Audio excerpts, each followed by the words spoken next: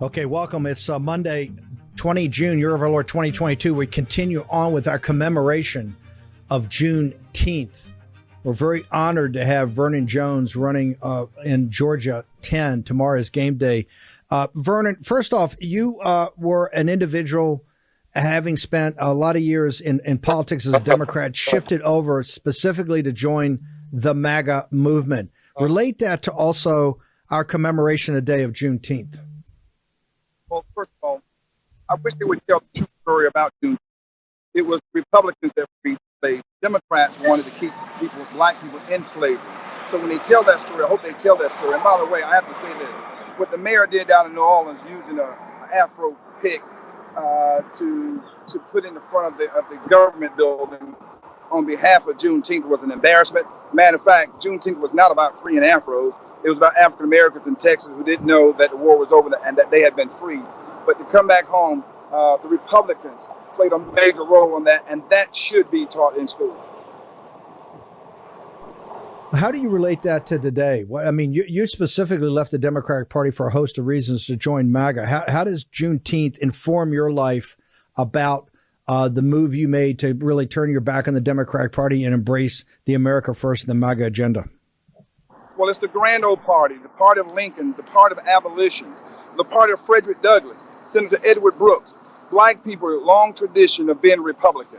And then they were hijacked by liberal Democrats, and liberal Democrats have completely destroyed the African American community. That's why I fight so hard for the African American community now to not only destroy the liberals, but also save the Republican Party.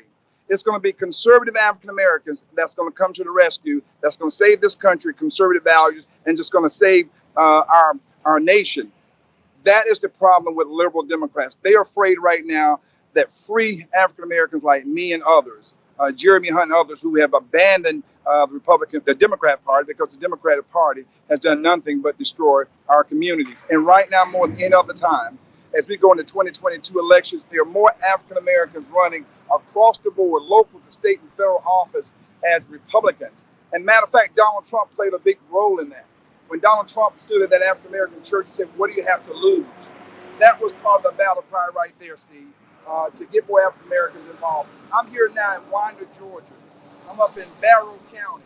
African Americans are responding to me all across the 10th Congressional District. They know me, they trust me, and they share the same conservative values. We are freeing African Americans right now from the bondage of the Democratic Party. You're freedom from the bondage of the Democratic Party, but why is the Republican establishment seen to take personal affront that Vernon Jones is even in this race? Not the fact that you're leading this race and you're putting up a very dogged fight in Georgia 10, but it seems to me they've taken it as a personal affront to them that Vernon Jones is even running as a MAGA candidate. What say you, sir? Well, you know, you have my opponent who teamed up with the Republican establishment. They are afraid. They are afraid. They do not want to see conservative minorities come into this party, because they want to just keep it for themselves. They don't want to see young people come into this party because they want it for themselves. I'm talking about not just African Americans, but young people too. That's the establishment. They know that I'm unbought, I'm unbossed, I'm Trump vetted, Trump trusted, and Trump endorsed for this 10th Congressional District. And they don't want real conservatives. They don't want real fighters in this party. You know, they talk like Mitt Romney, but they walk like, they talk like Ron DeSantis and walk like Mitt Romney. The establishment here in Georgia is no different between Liz Cheney and Mitt Romney. That's the structure to the Republican Party. That's the structure to the conservative agenda, and they are anti-Donald Trump. Mike Collins and the establishment here in Georgia are anti-Donald Trump, but we're going to fight them to the end. Vernon, what did Donald Trump see in you to endorse you? He doesn't endorse a ton of candidates, particularly people who are not incumbents. What did he see in Vernon Jones specifically, you believe, that had him reach out and endorse you in Georgia 10? Well, Donald Trump was building an army of patriots, great Americans, those who love the Constitution, those who want to fight for their country, those who want to put the America First agenda first. And he sees that in me. He saw me when I went across this state, went across this country fighting for him and the American First agenda, when all the other establishment Republicans sat on the sidelines. So you know what? He saw the fight in me. He saw me in him. And let me tell you, I don't cut and run. I don't back down and back off or back away from a good fight. This is a good fight, and we're taking the fight directly to them. That's why we call this the Fighting 10th Congressional District, because let me tell you, we're in a foxhole. Matter of fact, my commander-in-chief called me today. President Trump called me today while I was in the hole fighting in the middle of my district, and he called me with reinforcements and gave me that encouragement and reminded me, yes, 2022 and 2024 was just the beginning of making America great again. And I'm glad to be a part of that army. Vernon, over the weekend, when people were trying to get to various social functions, people were trying to get around the country to go to different places to commemorate and celebrate Juneteenth, we had 3,000 airline cancellations. Of course, Delta's a huge part of the Georgia economy. Another huge amount of cancellations. Of course, they're blaming it on the weather or Chinese supply chains or whatever. Not about the vax, not about Biden's economy, that the gasoline prices, the fuel prices have gone through the roof. When you go around the district, are people making the connection between the chaos they see out there in the American economy and the policies of Joe Biden? You know, Joe Biden can run, but he can't hide. The 10th Congressional District and all his fine, great American people across Georgia, across this country, they know that everything that Joe Biden touches turned to crap. They know right now that Joe Biden, not Russia, is responsible for a gallon of gasoline being between $5 and $7 an hour. They know that Joe Biden is placing more of a premium on providing baby formula for illegals than they are for their own American families here. And all babies, let me be clear, need to have baby formula. But Joe Biden put American babies last. People in the 10th Congressional District, they know that Joe Biden is responsible for a shortage of workforce because he's been paying people to stay at home. Small businesses are hurting. They know that it's Joe Biden. They know that Joe Biden left those 13 American soldiers over in the midst of chaos, and they lost their lives and never made it back home alive. They know it's Joe Biden. Joe Biden can run, but he can't hide. Joe Biden can't even ride a bicycle straight. Joe Biden has done nothing but destroy this country. I just ask you, where were you 2 years ago versus now? President Trump had a strong economy. He provided that strong leadership. Joe Biden, rhinos, the liberal media, and the establishment, they are destroying this country. And they should, Steve, they should be holding hearings again on what it's costing us for a gallon of gasoline. How can we become more energy independent? Start the pipeline back up. Put people back to work. That's what they should be holding hearings on. But no, they're doing the same thing they did with Russia. And you know and I know, Democrats don't have an agenda. They campaign on race.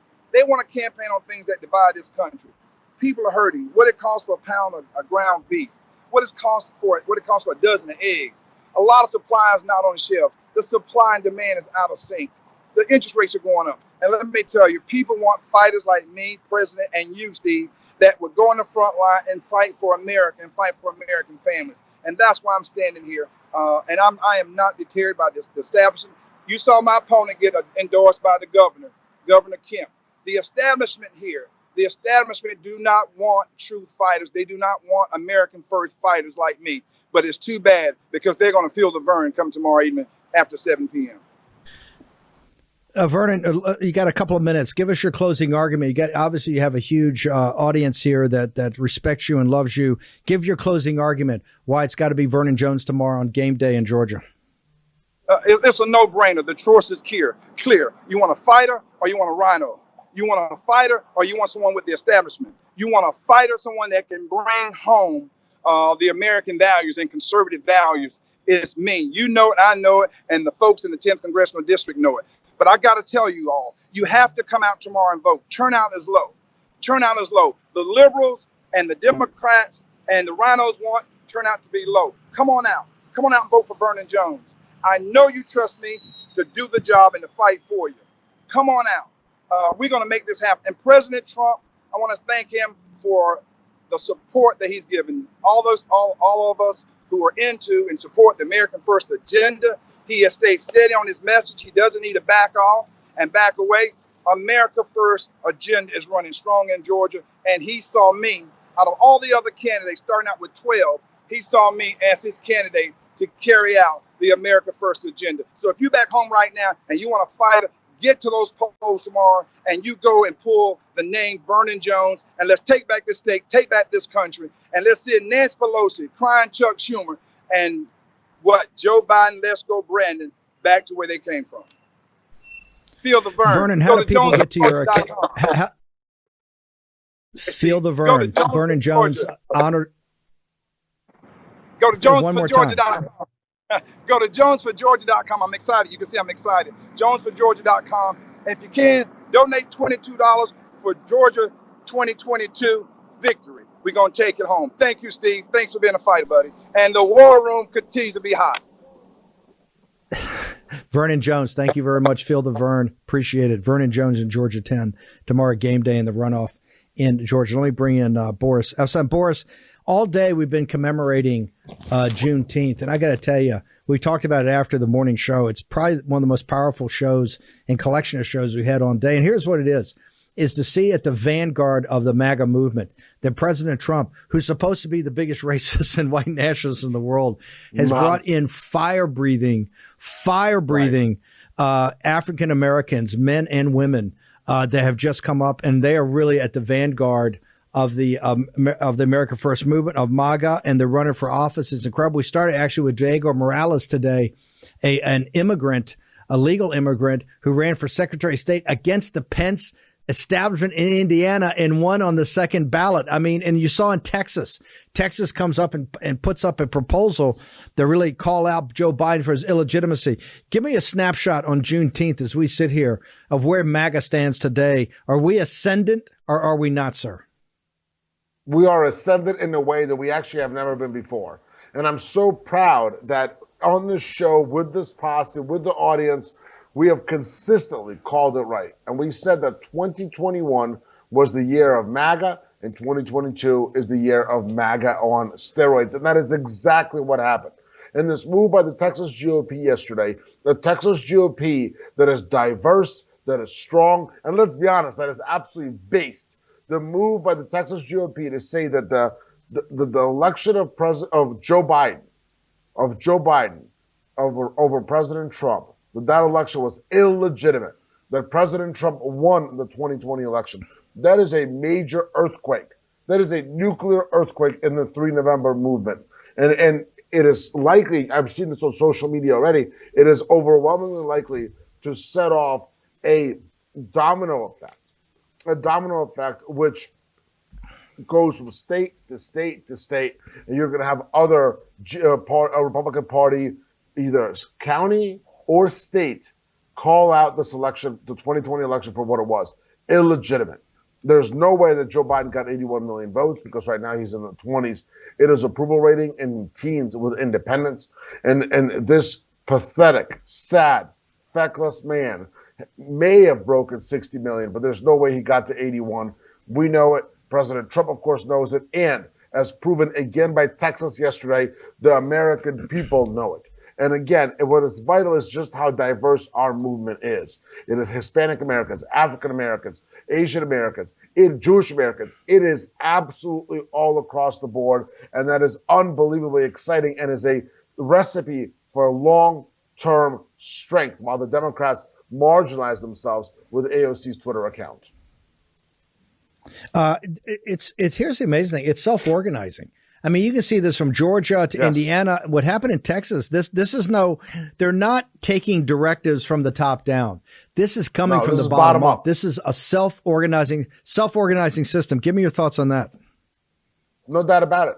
The base is driving this movement, and that's what's so exciting. President Trump, when he got elected in that historic win in 2016, energized the base. He energized the movement, and that movement has taken control of itself. Yes, it is undoubtedly led by President Donald J. Trump. No two ways about it, okay? He's the undisputed leader of the movement. He's the leader of the Republican Party and of this country. Full stop.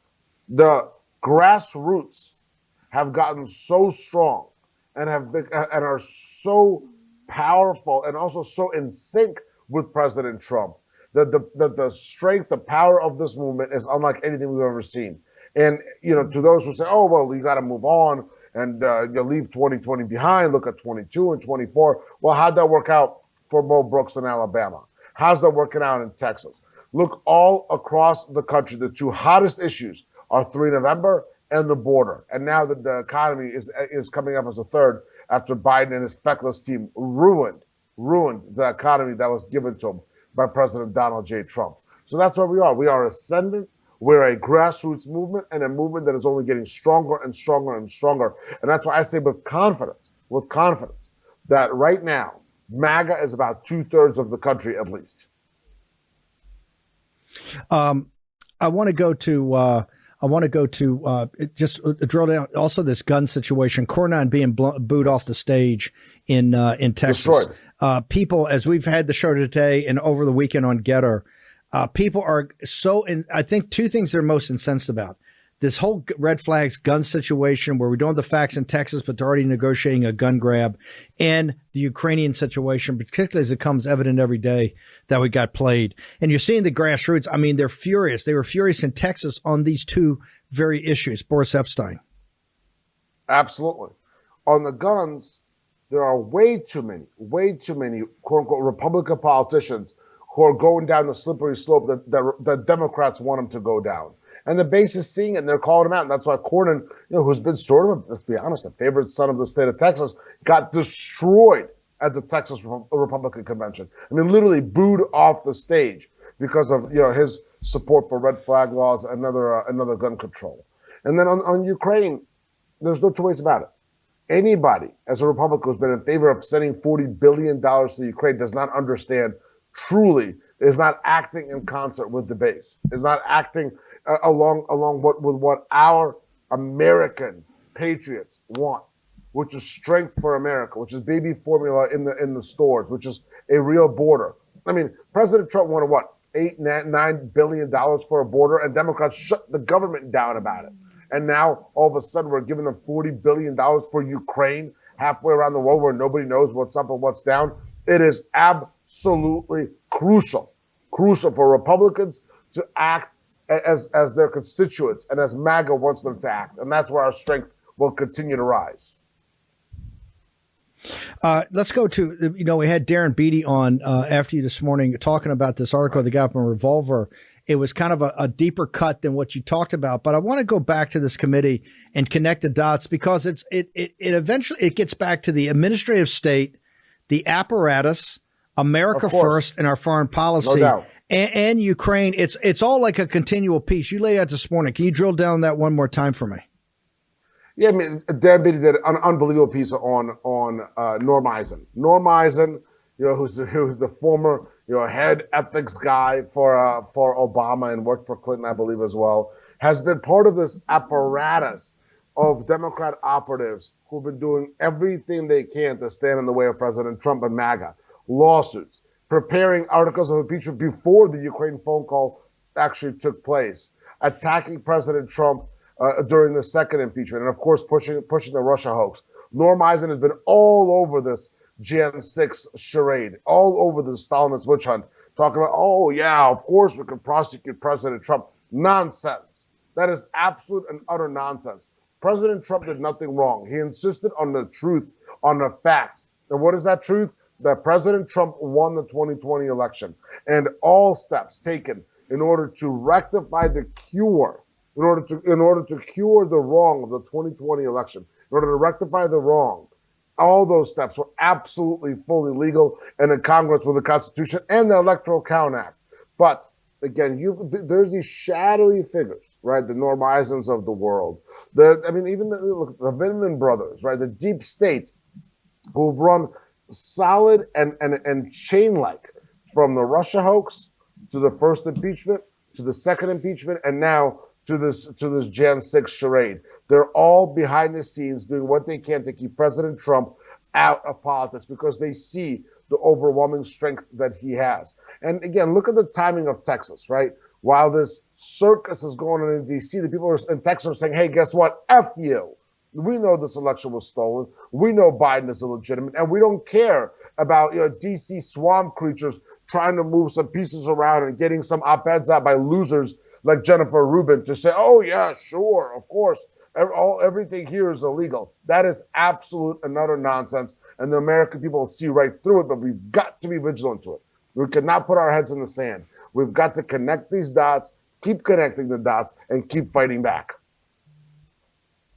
I want to talk about this violence against Supreme Court justices, the threatened, the attempted assassination of the justice, and what's happened. This city's in lockdown right now. They expect, I guess, anticipate it's going to be Thursday, maybe either tomorrow or Thursday. They're going to release the results of the situation anytime, and they're looking for further violence. What does it say about the political? There's crowds sit there and saying, "Oh, Trump's the guy that instigates all this violence," but we had from the burning down of the country in June of 2020 to now what's happening to churches.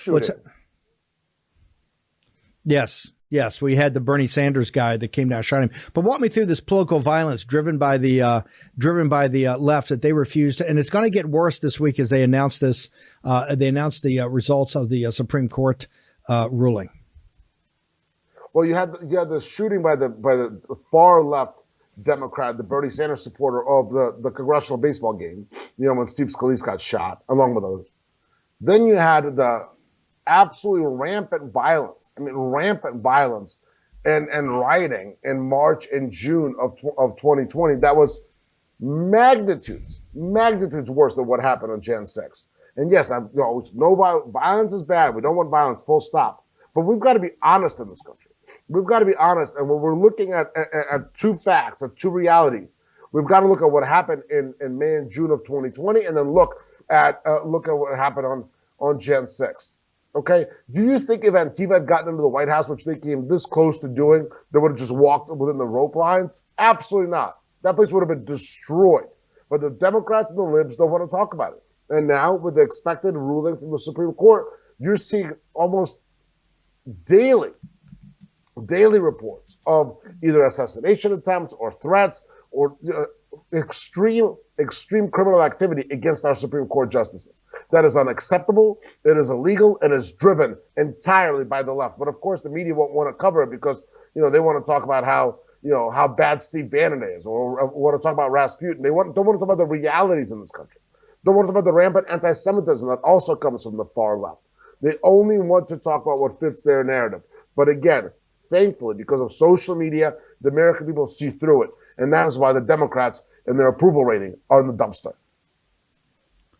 I want to talk a second about this company Unplugged.com, about the whole thing about security of communication. Yes. I mean, we're going to have Mike Davis on tomorrow about having to break up.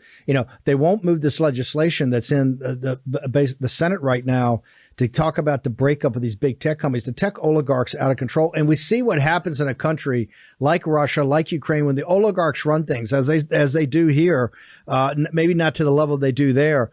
The little guy gets crushed. Unplugged.com is something that we use, we support. Walk me through why for our audience right now, it's something that people are to get on top of. Because it gives you protection. It gives you security. It gives you an app suite that is not traced, an app suite that is not cached, and an app suite that allows you to actually conduct your business on the internet, conduct your business through wireless, and keep it private. So it's very important. Unplugged.com. The promo code is War Room, or unplugged.com/War Room. I know that Memphis got a graphic up there that they could put up. This allows. What do you mean? What do you mean? Hold on. What do you mean when you tell the audience it's not cached or not checked, that the apps, because it's got both encryption and it's got an app. When the app is not cached and not tracked, why is that important to our audience? Because if it is cached and it is tracked, then everybody and their mother, look, TikTok just pretty much acknowledged effectively that all the information is going to China. We know Google's tracking you. We know Facebook, Meta, whatever it's called, is tracking you. It is important to keep your private information private, and that's what Unplugged does. So unplugged.com/War Room, promo code War Room. That is a utility that is vital right now, because you do not want to be exposed to full control by the oligarchs, full control by big tech, because big tech's dangerous. And they need, as Blake Masters has said, as Eric Greitens, whose ad today, the brand new hot ad he has out, or that ad today were already taken down by Facebook. So if you take your agency into your own hands and do it by keeping your information private. Unplugged.com/War Room. By the way, Eric Greitens is going to be our next guest right after the break. One more time, the encryption. Why is the encryption? Give me 30 seconds of why you got the app suite they can't track. Why is the encryption part? For our audience that doesn't talk to maybe President Trump every day, why is encryption important? Because even as you're talking to your banker, as you're talking to your doctor, as you're talking to each other, it is vital to not have your conversations be wide open in order to be tracked, in order to be stored, and then potentially used against you. We know what's happening, right? I mean, look at all patriots all across the country who have done nothing but utilize and concentrate on their First Amendment rights by speaking out against the illegitimate Biden regime, by speaking out against big tech censorship, by speaking out against the fecklessness of this administration. If those of us who speak out are on the front lines, and that's not just Steve, you or humbly me, that's everybody in this posse. For those of you who are fighting day in, day out, coming in hot day in, day out, action, you've got to be protecting yourself. And encryption is a vital, vital tool to make sure that your First Amendment rights are not abridged as you continue to fight. Unplug.com/Worm. Go there right now. Boris, real quickly, give us your social media. Family, stay strong. Stay vigilant. Stay on top of it. BorisCP.com is the website. Coming in hot on BorisCP.com. Sign up right now for the newsletter. Hot on Getter at BorisCP. On Twitter at BorisCP. Truth Social at Boris. And of course, hottest on the gram, Boris_Ephsteyn. Stay strong. God bless. I'll see you tomorrow. Battleground with Stephen K. Bannon. Okay, welcome back. We've got one of our favorite guests here, Eric Greitens, running for the Senate in a Republican primary in Missouri. Eric, you put up a spot today that's been taken down on all social media. It's Daily Mail. I think you're the lead story. Very controversial. You're a Navy SEAL, former Navy SEAL. This is an action-packed spot. And why are people so upset about it? And do you have are you second guessing yourself about whether you should have made it and put it up, sir? Steve, we are so proud that we made it, and we're glad that over 2.5 million people have already seen it. And we encourage everybody to come out to ericgreitens.com. It's www.ericgreitens.com. It's our ad for rhino hunting permits, and you can actually go out to Eric Greitens and you can get your rhino hunting permit, because the fact is, Steve, people are sick of how rhinos have continued to stab the American people in the back. They stabbed the American people in the back on election integrity. They're watching now as this sham January 6th committee goes forward. And we should have leaders like Mitch McConnell and others who would step forward and get to the truth about Nancy Pelosi's failures, about federal involvement in January 6th. But instead, they sit back and they criticize President Trump. They criticize their allies. Now you've got rhinos pushing these red flag laws to take away people's weapons. They've seen how rhinos stab people in the back on the budget, supporting the Green New Deal. People are sick of the rhinos. It's why we need to have strong America First candidates in the race. And when you look at what big tech is doing now, we all saw how they played a role in the 2020 election. They censored the Hunter Biden story. We recently hosted a filming of Rigged here in Missouri about the $400 million in Zuckerbucks that Zuckerberg put into the race. And now what you're seeing is that big tech is putting their thumb on the scale, not just to defeat conservatives and defeat President Trump in the general election. They're putting their thumb on the scale in primaries to come after America First MAGA champions like me in support of rhinos. We're not going to stand for it, Steve. We're going to win this race. And in the Senate, we're going to investigate big tech. I want everybody to go to ericgreitens.com right now to check this spot out. And let me ask you, you're an Ivy League graduate. You're a Rhodes Scholar. You're a commander, former commander in the Navy SEALs. You're about as credentialized as anybody in the MAGA movement, okay, and much more. Do you think, and I understand this is a parody, and at the end you can kind of get the punch. Are you concerned that this could send the wrong signal to somebody, particularly somebody that's maybe on the border? Did you have any qualms as you put this together? Because obviously you're a very smart guy. I mean, for God's sake, you're a Rhodes Scholar. Did you have any qualms whatsoever as you pulled this together? Yeah, no qualms at all, Steve. I think that the message is extraordinarily clear that we need America First candidates who are going to come in and who are going to be serious about the America First movement, because people have seen how rhinos are failing. And I think that message is incredibly clear. And we're glad that patriots around the country are picking that up and spreading that message, because I'm a MAGA champion, and we're running in a race against rhinos. Let me ask you, you've been in the heart of the establishment at the Ivy League, at Oxford, as a commander in the Navy SEALs, and you've deployed over, you've seen these situations we've gone into. What can you tell the audience? What can you tell MAGA about, why you would make a spot like that for rhinos to say, hey, look, we need rhino hunting licenses because these guys are trying to destroy the country? What is it you saw during your lived experience that would make you almost uber or ultra MAGA? Well, look, the fact is, Steve, I have been on the front lines as a Navy SEAL. I served on the front lines. I was in Afghanistan, in Iraq, in Southeast Asia, in the Horn of Africa. Also, I did humanitarian work overseas. I worked with Bosnian refugees in refugee camps. I was in Rwanda and Zaire shortly after the genocide there. I've worked in Cambodia with kids who've lost limbs to landmines. I've seen real evil in the world, and I've also seen the magnificence of what our founding fathers created for us here in the United States of America. And I recognize, like every American does, that we are in the greatest crisis that has faced our country, certainly in my lifetime. And we have only two choices before us. One choice is surrender to leftist tyranny, or the other choice is that we take all of this pressure, all of this hardship, all of this difficulty that we're facing at the present moment, and instead we use that with a new revived call to citizenship, and that we're all here for the revival of the Republic. It's either surrender to leftist tyranny or the revival of the Republic. I'm here for the revival, Steve, and I believe that patriots around the country are as well. If you made the argument just on the tactics of politics that, hey, this is probably a great ad for the base for a primary, and I understand you're in a tough primary race, but this is the type of thing that could be used against you in a general. Does that wash with you? Do you say that's just nonsense, or do you agree with it?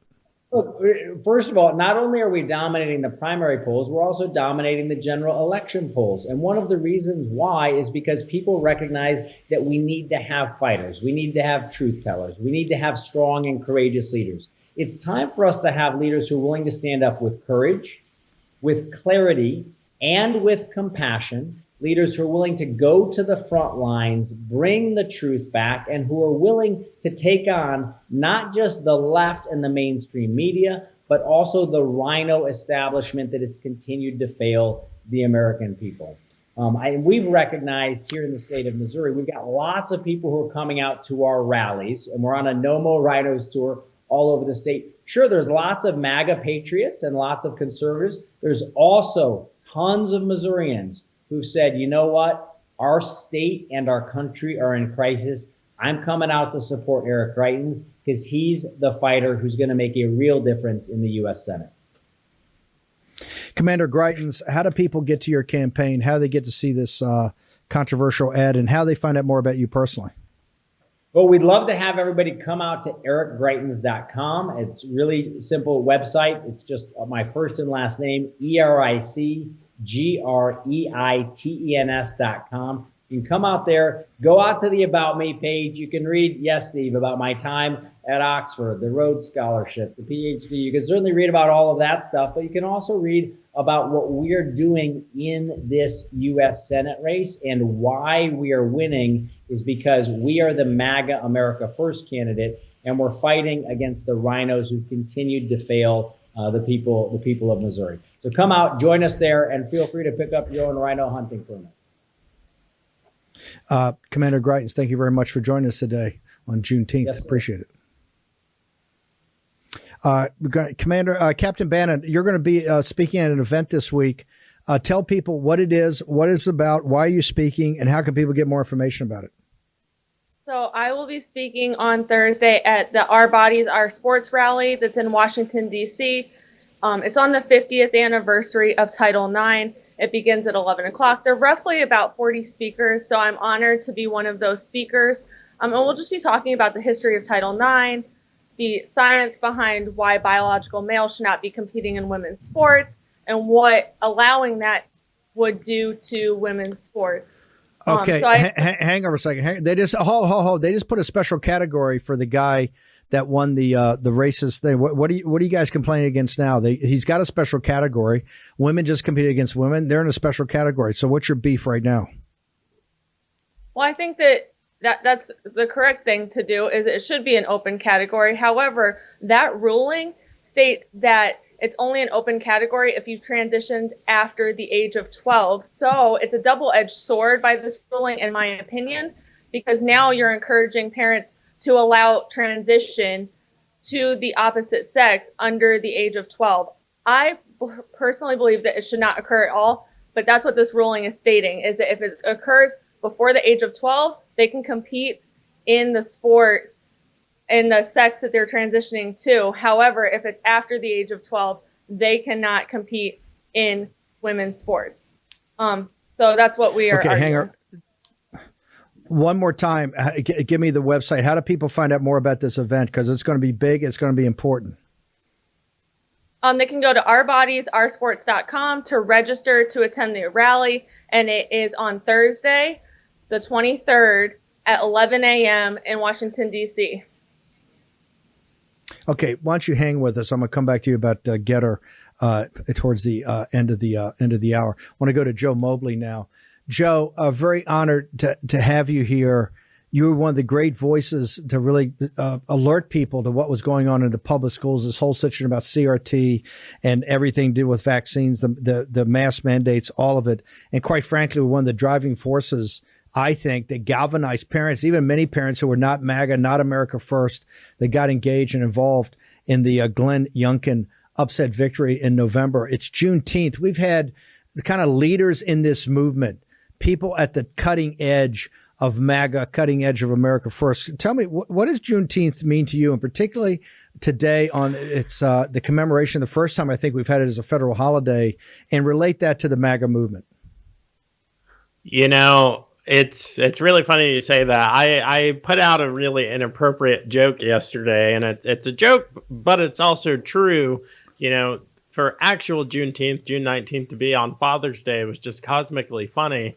And I said that, thousands of Black fathers across the country are celebrating Juneteenth by actually going and reuniting with their families because, we're celebrating, Juneteenth is a holiday for a reason, but it really just perpetuates this narrative, the CRT-infused narrative that the United States is systemically racist, that there's racism in every encounter. Steve and I are having an encounter now and there's racism here. That's not true. That's preposterous. And in fact, what it means for me is to use my platform, to use the fact that, I'm a Black kid from the inner city. I've achieved a lot. I live in one of the wealthiest counties in the nation. I've got a master's degree. I've bootstrapped a lot, but to use that platform, to use the fact that, I'm a Black man who served in the military and law enforcement, to say, hey, Black people, particularly Black men, we're messing up. We're not doing what we need to do. We need to be in the home. We need to be marrying the mother of our children. We need to have one mother of our children. And instead they want to say, well, we can't because racism. Bullcrap. 1890s, 3 out of 4 Black children were born in a household with both kids. And now that number's completely turned on its head, where 3 out of 4 Black kids are born into a household with one parent. So don't sit here and talk to me about racism. Don't sit here and talk to me about why we need to be Juneteenthing around. Hold on. Give me 1890, because things said 2 kids. 1890, you're saying 3 out of 4 Black children were born into households with both parents? In 1890, you had, as a Black child, you had a 74% chance of being born into a 2-parent household. And then by the 1980s, how could that possibly be when African Americans had just come out of slavery, 30 years before? They had been in bondage up to 30 years before. How the interesting thing is the rights that they wanted first. We're talking almost a century before the civil rights movement. They wanted banking, and they wanted to learn how to read and be educated. But the thing that they prized most coming off of a plantation, coming out of slavery, is the sanctity of the family unit. Okay, it's amazing to me that we had slaves who went off the plantation to become members of Congress. We had men like Booker T. Washington, Frederick Douglass. They taught themselves how to read. That is almost impossibly difficult. And what that generation of Black Americans wanted most was families. They knew the value of family. They knew the value of a mother and a father and children, not two dads, not two moms, not a throuple or all this other pride nonsense.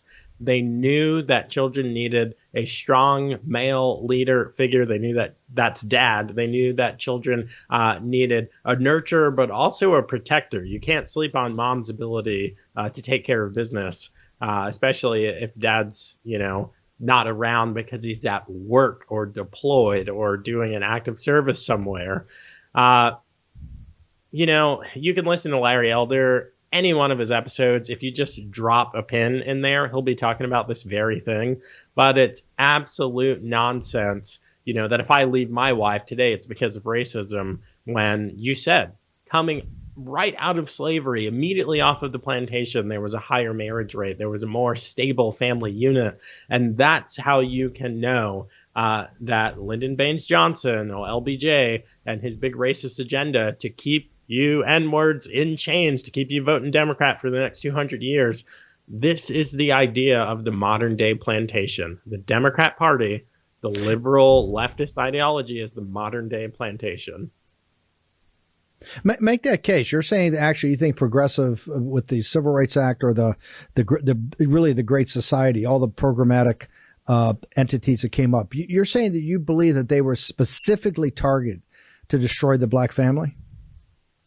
Man, I'm primed for this. I'm literally, the last few nights I've been reading Candace Owens' book Blackout. I'm ashamed to say I've never made my way through it, but that's exactly the case. And we know it's the case. They did this like operating a business, like executing a military operation, okay? They campaigned, they had door knocking campaigns out there, going door to door to ask Black women. They weren't asking white women, and they weren't asking Hispanic women because there weren't enough of a threat to, becoming a higher population. But you look at the Moynihan report, and it says the problem in the Black community is the breaking down of the family. This is something that we need to seriously look at when we look at education outcomes, when we look at work placement and job performance outcomes, when we look at wages, when we look at fathering and mothering children, all of that stuff. He also said, maybe he should have left this out of the report. He also said that the population is growing, and at this rate, it'll be a third of the population by year X, whatever. Let's say it was 2024 or something. The leftist agenda said, well, we can't allow this to happen. And that we can go into all kinds of conspiracies, but I do believe that is what the Sanger Planned Parenthood movement was about. I do believe that's what the Great Society, the welfare state, it was targeting Black families. When you go door to door and you ask a Black mom, when you ask her what is the dollar amount it would take for you to marry the government and leave your husband, because you get these benefits when there's no man in the house. You do not get these benefits as part of a two-parent household. There's something there, okay? That's a tactic used for the strategy that we're seeing come to fruition right now. When you look at Black America, there is no reason for Black America to be doing as poorly as it is right now, when you can look at 1910 data, you can look at 1874, 1890, look at all these data disparities, and then tell me that the U.S. is more racist now, that we have more of a problem now than we did in the 1800s, than we did in the 1910s. It's baloney. Joe, do you think we had Royce White and Raynard on this morning and talked about this with Dr. Carol Swain. Do you think a lot of this wokeness, or particularly this gender ideology, do you think this is specifically targeted not just at Black families, but particularly at Black men and their young sons? I don't know. Now, I missed Royce and Dr. Swain's segment. I'm interested to see that. I don't have data to support that it's targeting black men and young sons in particular. Maybe they miss me with that agenda because I am ultra MAGA, so maybe they don't hit me with that messaging. Societally, a big part of the leftist agenda, the world is ordered, regardless of what you believe. Yeah, I'm a Christian male. Regardless of what you believe, the great philosopher said there seems to be an order to the universe. The universe is ordered, period. Okay, day always follows night, night always follows day, et cetera, et cetera. Summer always, comes after spring. Summer always leads into fall. That's the natural order to things. The natural order to things is supposed to be two parents. It's supposed to be a man and a woman being fruitful, multiplying. And the leftist agenda is to create disorder out of the ordered universe. That's all they want to do, whether that's attacking black men. And it always depends on where the threat comes from. When Asians are doing too well, then they attack some Asians. And then there's violence against Asians. They shift narrative and they operate like a military. Whatever the order that comes down, they are executing in lockstep. Yesterday, Asians were the threat. Now we're standing up for Asians. We're making up new acronyms with BIPOCs and all of these things. Forget the fact that these people groups actually don't get along when you look at all these countries in Asia. But has that landed on black men and young boys? Honestly, Steve, I don't know, but I wouldn't be surprised in the least. Joe, you're one of the leaders of this movement, one of the thought leaders. How do people find out more about you? I know you've got a podcast. How do people find out more about you and your writings and your thoughts? Yeah, well, you can actually just drop my name in the Google. It shows up, Joe Mobley. The website is thejoemobleyshow.com. You can listen to The Joe Mobley Show on nationwide radio, wherever you listen to podcasts. And I am on just about every social media platform at The Joe Mobley. Joe, thank you very much for joining us. Change your schedule around a day to help us commemorate Juneteenth. Thank you very much. Of course, Steve. Thanks. Captain Bannon, I know you're going to get on me if you don't get your social media out here. So go ahead, tell us, pull a Boris on us and tell us. You can find me on Getter and Twitter at Maureen_Bannon and on Instagram at Real Maureen Bannon. And I will be sharing coverage on Thursday from the rally on all my social media platforms. We're gonna have Captain Bannon on here every day this week to build up to. Okay, go to unplugged.com/war room. Make sure you get your encrypted app. Go check it out today. We're going to see you back here in the War Room tomorrow morning at 10 a.m. See you then.